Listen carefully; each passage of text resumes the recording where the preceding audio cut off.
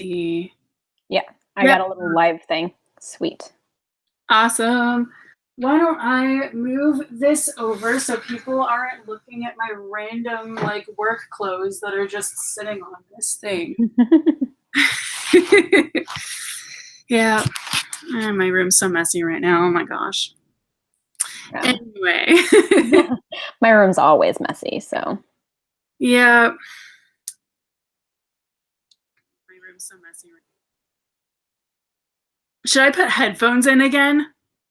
I don't know. You could, or you could wait until we have an echo issue and then maybe try it. I think that seems like a good idea. Yeah. Because, I mean, it didn't happen the first time we did it. Yeah. Okay, I'm pulling up the broadcast. Sweet. Okay, they can see us. Someone said that the video just started. Awesome. Hooray. Sorry we were a few minutes late, guys. We had some technical difficulties. YouTube changed some of the live stream stuff, and we weren't aware. So, but we got to figure it out. Yeah, I mean, it shouldn't have been as hard as it was, but like somehow the entire thing, the layout completely changed, and it just like threw me. I'm just like, what's going on? Yeah, no, it would have thrown me too. Yeah. All right. So when did you finish reading the third book? Just a few days ago. Yeah, so it's pretty fresh. Yeah. Yeah. What did you think? Well, I think I liked this one the best. Although it was kind of weird that Rand was barely in it compared to everybody else. Yeah, that's true. Yeah, because the first couple of books, Matt was barely in it compared to everybody else, but because he was either sick or asleep or whatever, and this time he actually did stuff, but Rand was barely in it, so that's kind of weird. But yeah, well, I mean, when you have so many characters, I'm sure it's hard to give everybody enough screen time. Yeah, definitely. What do they call it in books? Because I mean, it's not really screen time. They're not on a screen. I totally still call it screen time. Yeah. I have no idea what that would necessarily be called. Yeah, maybe page time. I don't know. I don't know. Yeah. So, what are some things that you liked about it? Well, I thought that it had some really intense stuff, like all of the Egwene going through her test thing. That was so weird. Her accepted test, yeah. Yeah, and I really enjoyed reading that part. And then they have the really badass spear ladies. The Maidens of the Spear. Yeah, like I kind of hope we see more of them because they're pretty awesome. Yeah, you'll see some more of them. Yeah, I really like learning more about the Aiel and all of their different, like, their culture is so complex and really, it's really interesting and really different from any other cultures I had really read about in like fantasy before. So yeah, I really liked that. I liked that he also played around with, oh gosh, I don't remember at what point you learn about this stuff, but it's not really a spoiler because it's like about their culture. But some of the men have like multiple wives, which I thought was like really interesting. And their family structures are all different. Like they have different names for various relationships between people, whether it's like two women who are married. I mean, they're not called sister wives like you would think for like polygamy or whatever, but they have like a certain name, and then like uncles and aunts have like different names based on how they're related to everybody. And their culture is really well thought out and really complex and just really interesting. Yeah, and like your cousins being called your second sisters or yeah, yeah.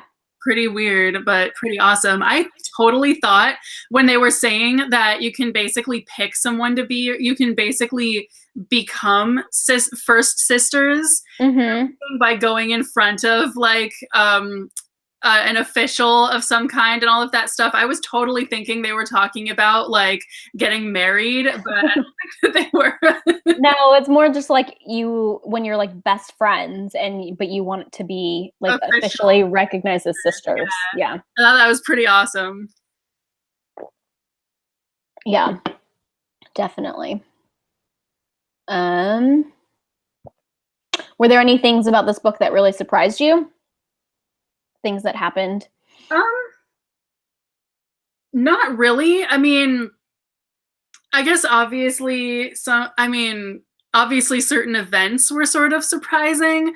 Mhm. Um and I do keep thinking about like Egwene's test thing and about how she wonders if it's real, if the like alternate reality type things that she goes to are real or not.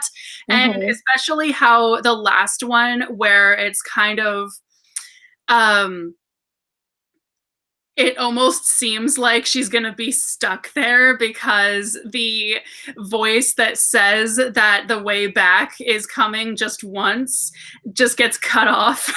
Yeah. And then Yeah. it's forever. She goes through that, like, forever in that conflict before Mhm. she hears it again. And when she finally hears it again, she's like, oh, crap, I forgot that this is just some weird alternate thing. Yeah. Yeah, it's like super weird. I And think I so, think that's what happens to, some of the women don't come out of the test, and that's what probably happens. They forget that it's just a test. They think it's real and they stay there. But it also makes me think that, well, it reminds me of the portal stones and the alternate realities there. And if what if they are real alternate realities that exist, and they're able to like put themselves in their own bodies, like in another reality, but they aren't there in double. They're like taking their place. I don't know. That's kind of the things that I had been thinking about. I don't think anything like that has ever been confirmed or whatever, but it makes me wonder about that, because those are alternate realities that are real enough that people can travel to them through portal stones. So I wonder if this Tur Angrial is somehow leveraging that. I don't know. yeah, it's super weird. Yeah. So Shannon in the chat said, "I can't imagine Egwene as the Amerlin seat." I can never say that word right. The Amaryllis. Yeah, Yeah, and she said maybe that wasn't from the test, though. Maybe she was dreaming about it, or was that one of her tests? that was one of her tests because like as the last one, she was the Amerlin seat. Mm-hmm. Yeah, like I kind of have trouble picturing her as that too, and I think it's just because she's so young and inexperienced. Because Right. I think, yeah, I kind of wondered if either her or Nynaeve would wind up being the Amerlin seat by the end of the series. Mm-hmm. But although I also kind of doubt that would happen because supposedly the woman who is currently the Amerlin seat is really young and everything, so I don't think anything, I also like kind of don't think anything would happen to her anytime soon. But Yeah. but yeah, I do kind of wonder if that would happen to one of our main characters, if they would end up actually being the Amerlin. We'll have to see what happens. I guess. Yeah, I mean, it's interesting because she sees that as one of her possible realities. So, like, it makes it seem like it could happen, but you never really know. Like you said, there's no reason to think that anything would happen to I don't know how to say her name, Swan Sanche, I think, something Yeah, like I think that. that's what her name is. I Yeah. totally forgot what her name was. Yeah. So someone, Shannon in the chat, is saying that Baron was very suspicious in this book. Did you think she was suspicious? Anything? I think a lot of them are honestly pretty suspicious. And Yeah. that's what happened with was it Leandrin or somebody else? Who was it who was like, let me help you go after Rand, and then sells them to the Shan Chan, basically. Like, Yeah. yeah, after that happened, I kind of think like literally any of these people could literally have it out for one of them or all of them. I know. I think that's one of my favorite parts about this series is that because there's so many characters and so many of them are like morally gray, like you really don't know who you can trust. Mm-hmm. Yeah, exactly. Oh, okay. So something I just learned is that I don't know how this is going to work, but previously, this is talking about live show stuff. Previously, like the chat that's goes on during the live show, like it doesn't get saved, and you usually can't see the chat after the live show is open. But or after it's over. But I just got a message from YouTube saying that a new feature is that the live chat will be saved. Oh, So that's weird. interesting. Yeah. Yeah, that's really awesome. Yeah, it would be cool because a lot of times people want to know what was said during the live show, and now they can see it. Yeah, seriously, I always kind of I always kind of thought that would be like really useful. Yeah, it's been a complaint of other people that it's not there, so apparently they fixed it, so that's cool. Yeah, that's awesome. Yeah. It's so weird. I keep hearing my husband's alarm going off in the background, so I think he didn't take his phone with him wherever he was he went. Oh no. That's funny. Hopefully the alarm wasn't for something too important. Yeah, probably not. I mean, it's probably just the waking up alarm and everything, but that's kind of weird because we went and ran errands and everything this morning, and like I guess he just didn't have his phone the whole time and we didn't notice. I don't know. Yeah, I always notice like as soon as I leave the house if I don't have my phone. Me too, because I always listen to audiobooks on it. So yeah. But yeah, like so if there's a weird alarm sound audible in the background, that's what that is. I can't hear it, so I think we're good. Okay. Yeah, I figured it probably wouldn't be quite loud enough to be heard, but you never know. Yeah. So who do you think is your current favorite character? Oh my goodness. I really keep flip-flopping between Moraine, Nynaeve, and Egwene at this point. Yeah. So you like all the girls? Yeah, like they're all pretty badass, but they're all really flawed as well in the same, like in different ways. Mm-hmm. And yeah, I definitely keep feeling like at any given time, like one of them is my favorite. It's kind of weird. Yeah, I think out of the women, Moraine has always been my favorite. So I would say her, but I have always said Perrin's my favorite character out of like all of the main characters. Yeah, I think Moraine was definitely my favorite in the throughout the entire first book, and Mm-hmm. throughout the whole second one, it was Nynaeve, and then throughout this book, it just flip flopped between like all three of them. Yeah. Shannon says her favorite is Nynaeve and not Egwene because Egwene does make some silly like decisions, and Shannon was talking about it in some of the discussion boards about how some of the decisions she makes are silly, not smart. She also likes that Merlin, and she said Nynaeve is a great character. Yeah, I think that another character I really like is Morgaze. But of course, she's interesting. Like we haven't seen that much of her lately. Like she doesn't get a whole lot of screen time, but I think she's a really awesome, really badass character, and I hope we see more of her. You will see more of her. Awesome. Yeah. Yeah, she's a really interesting character too. I love that Caemlyn, or I guess the whole country of Andor is they only have queens, they don't have kings, and I love that. Yeah, I like that too, because they're definitely thinking about like, oh no, what if this person who Morgaze is marrying like just wants to kill her and take the throne? And it's like, well, they can't, because even if Elaine dies and everything too, then it just goes to the next female relative or the closest relative. And I thought that was really awesome, because we definitely do need more matriarchies in fantasy, because quite often things just get stuck in the way that medieval times actually was. And right. Yeah, and especially for a fantasy from this long ago to do that, it's awesome. Yeah, I mean, that's definitely something that I commend Robert Jordan on. I think for like the time period that he was writing fantasy, he was pretty progressive with like his women's roles. At the same time, I don't think he does like the best job at portraying women, but he does a lot better job than anybody else who was writing fantasy around the time that he did.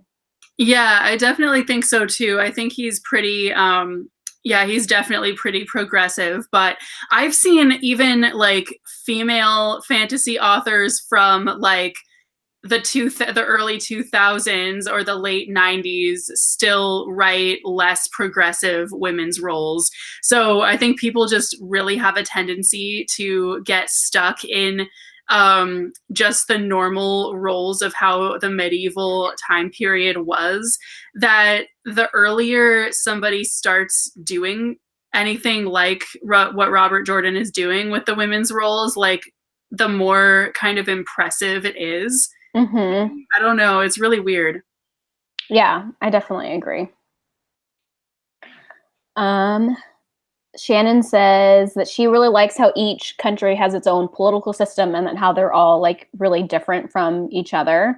And I totally agree. I mean, that's one of the things that I think Robert Jordan is just so good at is the world building. And I mean, like, how much thought did he have to put into all of these countries? I don't know how he came up with it all. They all have different cultures and political systems.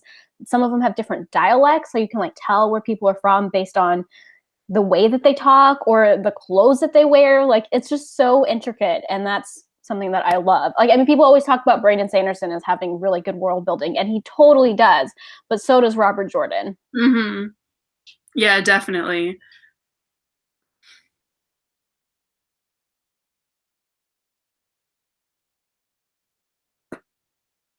Let's see, what else could we talk about?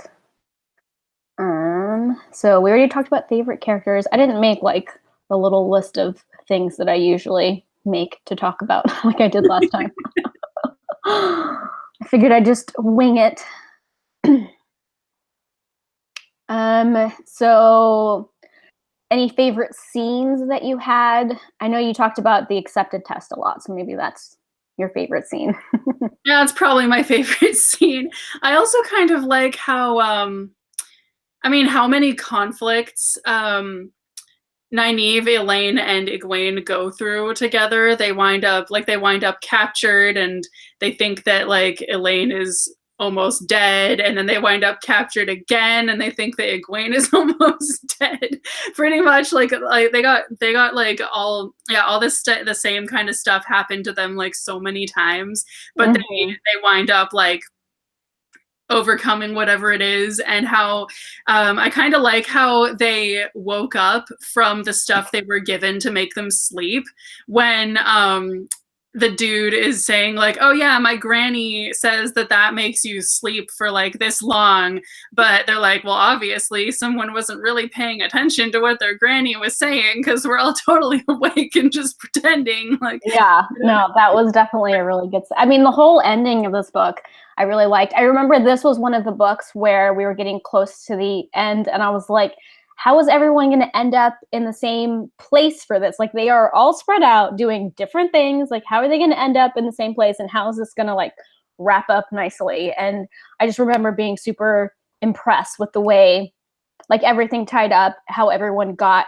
to Tyr at the same time, and in a way that like made sense. Like, it didn't seem too contrived, at least to me. So I was really impressed with that. Yeah, because I was kind of thinking the same thing. I was totally thinking like, how are they all gonna end up in the same place? But yeah, it's so insane how well thought out that is. I can't talk. Yeah. So another person in the chat, I'm sorry if I'm saying your name wrong, but it's Vername or Vernam or something. And he said he's asking, or I don't know if they're male or female. So they are asking, what did you think about Rand's absence in the book? It's pretty interesting taking your protagonist out of the story, which I know that's something you mentioned at the beginning too. I don't really remember him not being in this book, but I mean, obviously you guys are right. He didn't play that big of a part in this book. Yeah, I mean, obviously he came in at the end to defeat the Dark One and think that he actually defeated the Dark One yet again. Yeah, you think he'd learn his lesson about that. Especially since he was being so egotistical about it. Like, he's just like, yeah, I defeated the Dark One, and everyone's cheering for him. And it's like, dude, like, that was just some dude. Like, yeah. You thought that in the first book, and you thought that in the second book. Yeah, like what makes you think that this time, third time's the charm? Like, no, dude, it's not how that works. But yeah, I think that there were like, the fact is that there are so many characters, kind of like what we were mentioning, that it is almost, it's not like it's that weird that he wasn't in there, but it also was because he played such a big role in the first two books that you kind of go like, wait, wasn't this about him? Like, where'd he go? Yeah. But we do have, so many characters who are all really awesome and who totally filled up the rest of the, like, they filled up the hole that was where Rand was, like, it didn't seem weird that he wasn't there. Yeah, I definitely haven't noticed it. I don't know if I noticed it like the first time I read it, but I mean, he is the main protagonist, but there's, like we said, there's just so many characters that on any of my rereads, I haven't really thought too much about it. Shannon said, I wonder if Rand will eventually get the message that he doesn't actually get to defeat the Dark One at the end of each book. Yeah, I don't know. Maybe it'll take him like 12 books to figure it out. Maybe.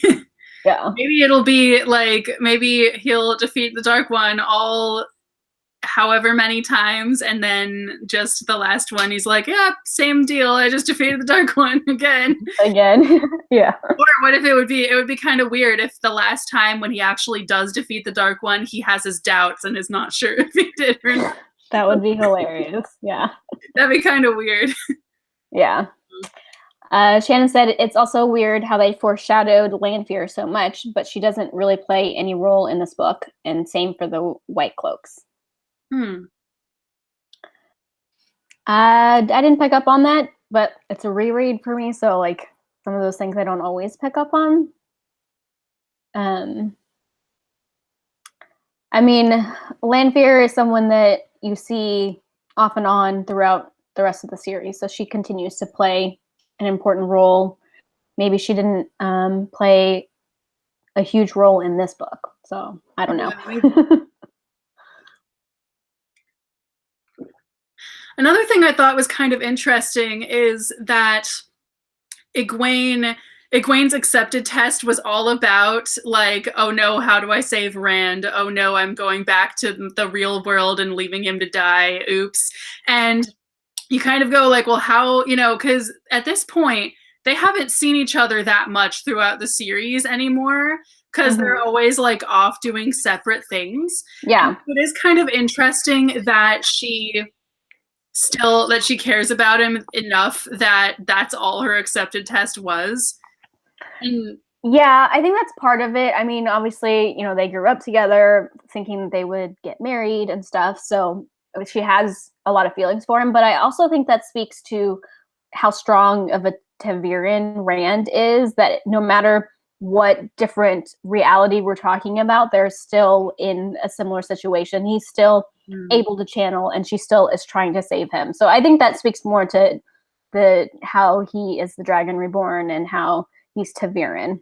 Yeah, I think so. Like even in the first one where like he's just some normal dude and everything, he's getting headaches. It might be because he's not aware of his abilities or something like that. Yeah. So that it's still... Well, and Egwene's not aware of her abilities in that version either, which is... Yeah, that's true. Yeah. It's pretty weird.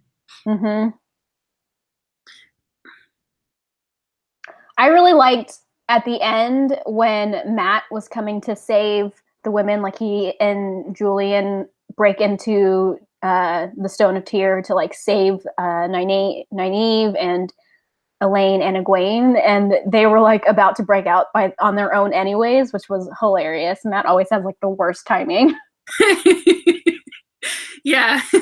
And like their little bickering about it, like he was like, I was trying to save you, you should be grateful, and they're like, no, we're not grateful, we were about to do it ourselves. Like all of that bickering was just so funny. Yeah, I liked that too. And I really like Julian Sandar that we meet in this book towards the end. He is a really cool character, and he shows up a few more times too.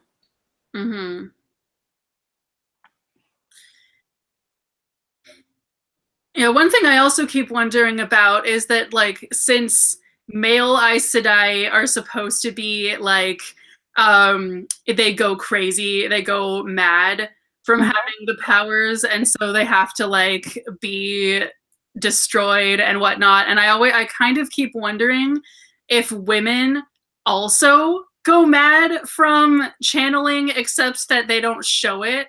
Or something like that. So I keep wondering if at some point there will be evidence of like, no, the women go mad too. They just don't do the same. They're just not like douchebags like the men. So you don't know. Yeah. I don't think that's the case. I mean, they've shown us some pretty old Aes Sedai. I think, the men are going mad because there's a taint. And the women definitely, there's not a taint on their half of the power. So I don't think that's the case. Yeah, I guess that's true. It's kind of another weird parallel that the Sword of Truth the Sword of Truth series has, because I know we've talked about like the Sword of Truth having some similarities, and because basically in the Sword of Truth series there are no male confessors because for some reason the dudes with the confessor abilities like abuse the shit out of their powers. So every time a boy is born with confessor abilities, they have to kill him like immediately. And it's super weird. Like I kind of wonder like, but do women ever do like abuse the shit out of their powers? Like you'd think that maybe one would, but I don't know, maybe not. Yeah. Shannon said that it does seem like the power is addicting for both men and women, which I agree. I think that no matter if you're a guy or a girl, it calls to you. You want to be using it, but you have to like be careful because you could totally burn yourself out by pulling in too much and stuff. Yeah, and I think that's kind of the nature of just about any power in any setting. It would be addicting just because it's not something that everyone can do. It's not like being a mechanic or something where you can just learn how to do it. So I think that you'd think that pretty much I can just see how like having any magical ability would be addicting kind of just automatically. Yeah, but I feel like the power is almost like a drug, like because they talk about how amazing it makes them feel and how they can see really clearly. Like, I don't know. I guess I think of it as almost being, I was going to say like on Adderall where you're just like on top of shit and like able to do stuff really good. But I don't know. Maybe it's also like a mix between Adderall and ecstasy. I don't know. Yeah, that is a pretty good comparison. Yeah.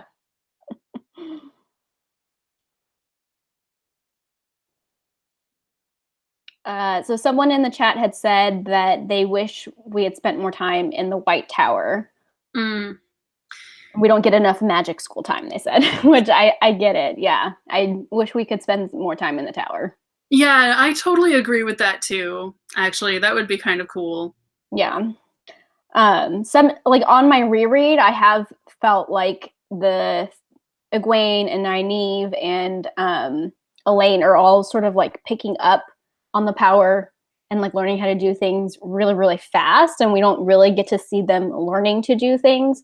But at the same time, I think we're supposed to just like accept that they're like special and talented. Like that's not the normal way that it usually goes. So we don't get to see a lot of them learning. Yeah. But they get stronger and stronger. So at least they know what they're doing, sort of. They like, it's almost like they know more based on instinct than like actually being taught stuff. Yeah, and that may be because that may be part of why we don't get enough magic school time, as you say, just because a lot of it would just be like, do this. Yeah. I don't know. I'm trying to think, what else do I really like about this book? I'm really excited for like the next book because book 4, I mean, so far I've reread the first 4 and the 4th one was like my favorite out of the first 4 that I had read yet. So I'm definitely really excited to discuss book 4. Yeah, I've barely started book 4. I'm on like chapter 2. So what did you think about Matt and finally being healed with his link to that dagger? Well, I feel like we finally got to know Matt a lot more in this book because I feel like he literally was just sick, possessed, asleep, etc., etc. for like the entire first 2 books, and I'm like, okay, dude, whatever. Like, but yeah, I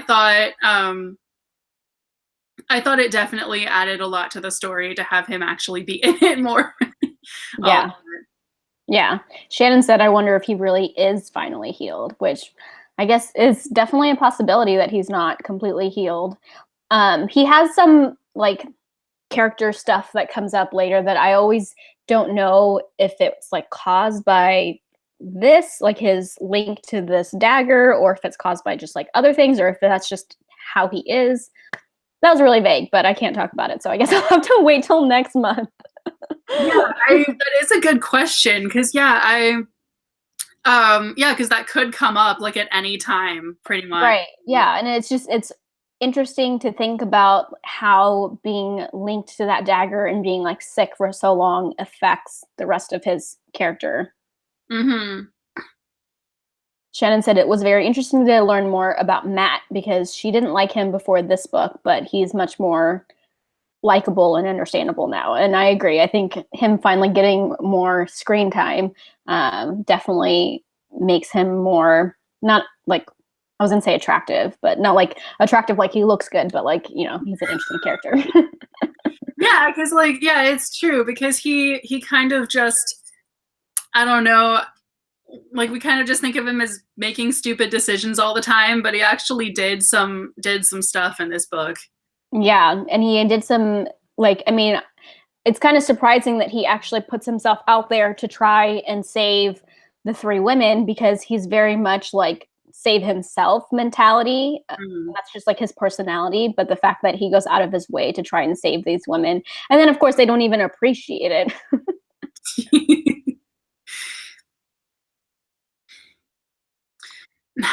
I don't think it's explicitly been said anything about what at this point about like what Lan is king of or prince of or anything like that, but he totally has got to be like something. Yeah. So it's been hinted at a little bit. I think you don't really know the full story until you read the prequel. So the prequel novella, or it's not really a novella. It's like, I mean, it is a novella compared to the rest of the books, but it's a normal size book. Yeah, Shannon said Malkir. So yeah, he is like the lost prince or king of Malkir, and I think that's what they refer to him as. But you learn more about him and also about him and Moraine and like meeting in the novella that is a prequel. Anyways, I don't know when we're gonna read it. We'll probably read it, I think, after book 8. I figured we'd just read it in publication order, but that's definitely up for discussion. But you do learn more about it there too. Yeah, because I kept thinking like it's pretty obvious because just from Nynaeve's accepted test where she's married to him and she's a queen, and I'm like, okay, so obviously something's going on here. Yeah. And then in this book we get like when someone sees the ring that he gave her and says, oh, something or other, that's from like the kings of something something, and I'm like, okay, dude, like yeah.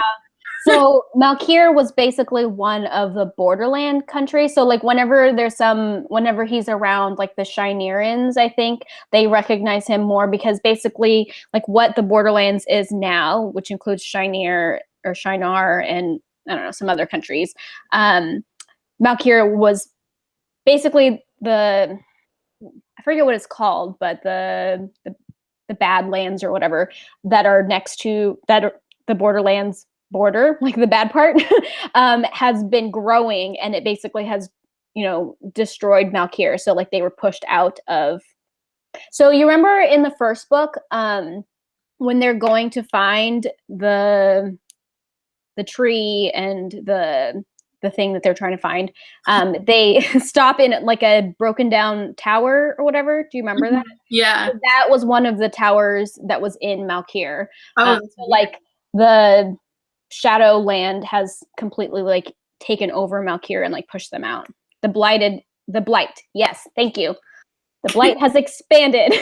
Thank you. Someone in the chat has helped me out with that. So yeah, he was like a prince of one of those countries. Yeah, that's pretty awesome. And Shannon said, I feel like there was an uncle or someone who betrayed Lan's dad. I forget the details. Yeah, something like that. I don't remember either. But I know that he was like sent away as a baby with the sword that he has and probably the ring and, some family heirlooms or something with like a guard. And they like left Malkir and his family stayed to like fight off the blight or whatever and died, I assume. So he's definitely got an interesting backstory. What did you think in this book about Perrin and like the wolf dreams and stuff? Well, okay, it's kind of funny. So at one point, he said it says that he tucks the tail of his shirt into his pants, and I totally read that as he tucked his tail into his shirt into his pants, and I was like, wait, so he's even grown a tail at this point? When did that happen? That's really funny. But but no, I realized, like, I kept rereading that sentence and I was like, oh, his coat tail or his shirt tail or whatever it was, and I'm just like, okay, that so I thought that was very funny. But that wouldn't surprise me too much that he had a freaking tail at this point. But I just didn't think it fit. I was like, I didn't think he had a tail at this point. When did that happen? Yeah, no, he doesn't have a tail. That's funny. But no, that was really funny. Yeah, it was pretty funny. I think the wolf dreams are really interesting. I don't remember how much you guys know about them. I mean, I think it's implied that the wolf dreams are the same place as, I'm scared to spoil something, but it's really not that big of, like, it's not a big spoiler, but the wolf dreams are the same as Teleron-Riand. So they're like the same place. So I think it's really interesting that he has access to that when even within the Aes Sedai or anyone, like, there haven't been a lot of dreamwalkers or like people who can enter Teleron-Riand. Oh, good. Shannon says I'm not spoiling. Thank you. I'm always so nervous about that. Well, yeah, because like the things kind of blend together in a way where you kind of like, well, and like some things, but also not completely. Right, and some things he won't like explicitly say, and it's like up to the readers to make those connections. And I never know, like, should I assume that people made this connection or should I not? But Shannon says that Egwene saw Perrin in the dream, which makes sense. Oh yeah, because I remember that part. Yeah. So I think it's really interesting that wolves have access to this dream world that like a lot of people don't. So anyway. What are your thoughts on Faile? Faile? Oh yeah, right, that girl. Yeah. Yeah, because she goes by like a different name at first, and I'm like, wait, what is up with her and her two names? But yeah, like I'm still not sure what I think about her, because I'm not entirely sure that I trust that she's like a good person. I kind of wonder if she has ulterior motives of some kind, because she kind of appears out of nowhere in a way. And Perrin is like all interested in her all of a sudden. And I kind of am not, I kind of wonder, because I kind of don't think that she's like who he's going to end up with or anything like that. So I just kind of think he's going to turn out to be either a traitor or evil, or probably not evil, but she has some kind of ulterior motive, I feel like. I'm not really sure. Yeah. Yeah. She has joined the cast of characters, and you'll just have to wait and find out. Yep. Shannon said, I love that we get to see more of Hopper, and I agree. Hopper, I mean, I love animals and stories anyways, but he is a good character, and I was sad when he died, so I was glad to still be able to see him. Yeah. So Vernam said, the scene where Rand kills a group of dark friends and beheads the women and then props them up to kneel before him was really dark in hindsight. And Shannon said Rand was in general really dark in this book. Yeah, I think it was really dark in this book. Yeah, I mean, I thought that scene was really weird. That, I mean, not the killing of them. Obviously, he needs to survive, but like propping them up and making, like, that was definitely weird. I mean, I think, I don't know, men who can channel aren't always good in the head, So it's that, it could be that taint is affecting him. Could be. Yeah. Shannon said, makes you worry. He's already gone rather mad. I agree. Yeah.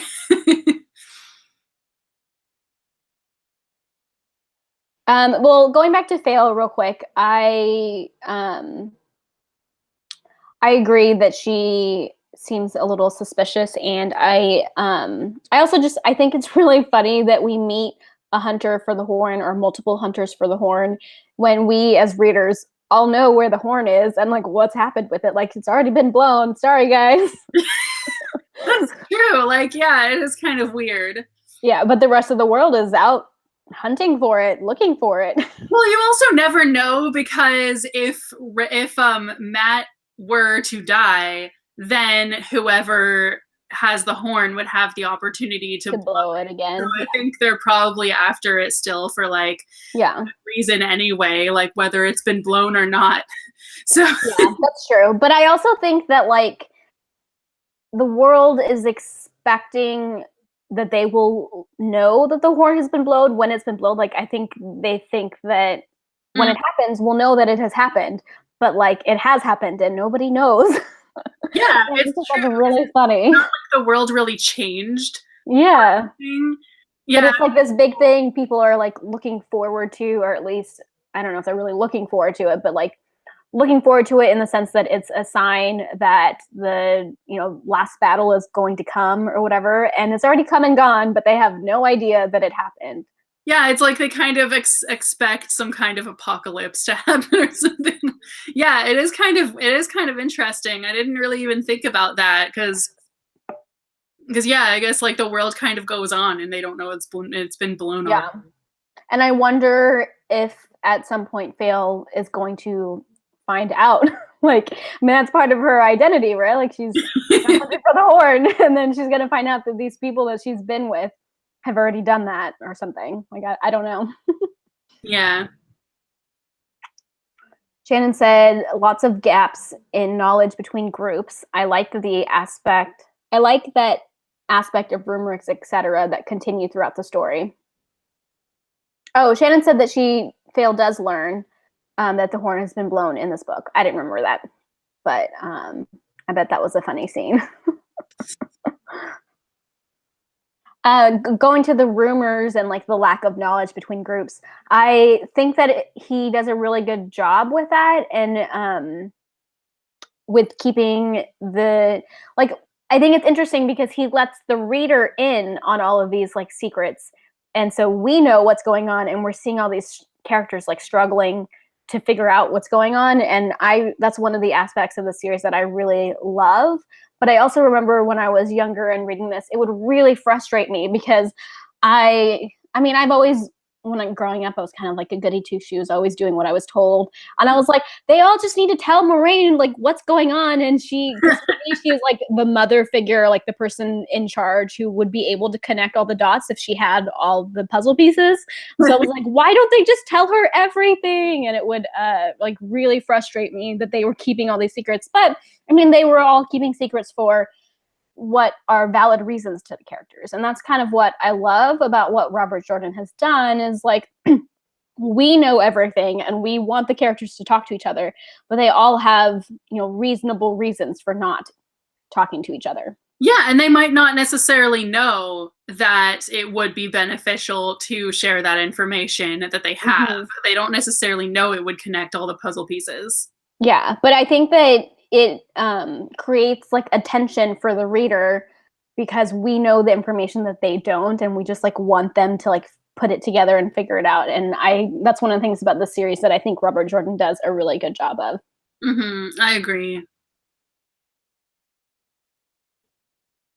Oh, it's already 12:53. Well, we only have a few minutes left. Any other last thoughts? I don't know. I'm trying to look through the chapter summaries. Let's see. Was this the first time that we'd been introduced to Darkhounds? I think so, yeah. So those are really interesting. I remember thinking like that was cool, but it also, of course, reminded me of Lord of the Rings. Isn't there something similar to like a Darkhound there? No? Maybe, honestly. I don't remember. The gray man or gray men are always like really interesting to me as well. The fact that they exist, and sometimes they're not men, sometimes they're women, which is really cool. Mm-hmm. Shannon said that in Lord of the Rings, there's the wargs, which are similar.